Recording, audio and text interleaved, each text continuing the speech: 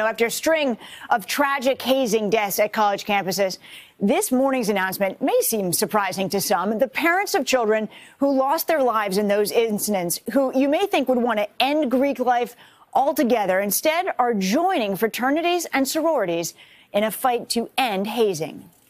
The goal, the Piazzas say, is to turn their tragedy into meaningful change. All the time, it pops in your head. Images of him in the hospital. Pictures of what you think he must have gone through. 19-year-old Tim Piazza died in 2017 after drinking dangerous levels of alcohol at the Beta Theta Pi fraternity at Penn State. The sophomore fell downstairs, suffering traumatic brain injury. Fraternity brothers didn't call 911 for hours. That's one of the things I go to sleep thinking about every night, is how could nobody have picked up the phone?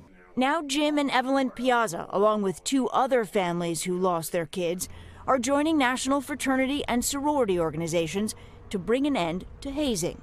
What was your thought when Jim reached out to you to have this conversation? I was nervous when I got the email. Part of this process is kind of starts with I'm sorry, and then after that we talk about what we can do.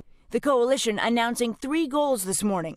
A push for new legislation to toughen up laws, a program to raise awareness with parents and students, and a plan to have college students help educate high schoolers. Do you believe that some of the changes that you want now would have saved your son's life? I do, because I think they would have been a deterrent. If people were properly educated, I think people would have thought twice about what they were doing. The announcement comes as some are calling for the end to Greek life altogether. The two of you are in a fight to defend your organizations. Do you think that there needs to be a change in the culture? Absolutely. In fraternities and sororities, specifically?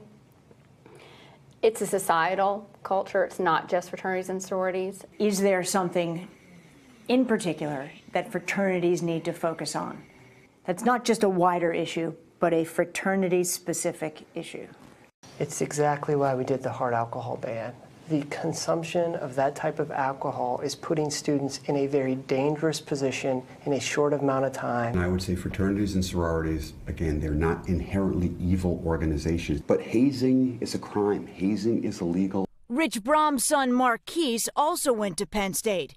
He says hazing led to his son's suicide in 2014. Has this become a calling of sorts for the three of you? I think so. Yeah. We didn't ask for it, but we have to feel like we're doing something. Marquise would want me to do what I'm doing. That's why I do it. No one else needs to suffer. Of the 25 fraternity members charged with crimes connected to Tim Piazza's death, 3 have pleaded guilty, and the Piazzas tell us a 4th may be planning to. As for the death of Marquise Brom, in a prior statement, Penn State said they suspended Phi Sigma Kappa for 6 years, but deny a link between hazing and Marquise's death. The fraternity has declined our previous request for comment due to pending litigation. All right, Stephanie. A lot of courage for those parents to just be in it and trying to make change. That's for sure. They want something productive to happen out of this. All right, Steph, thank you.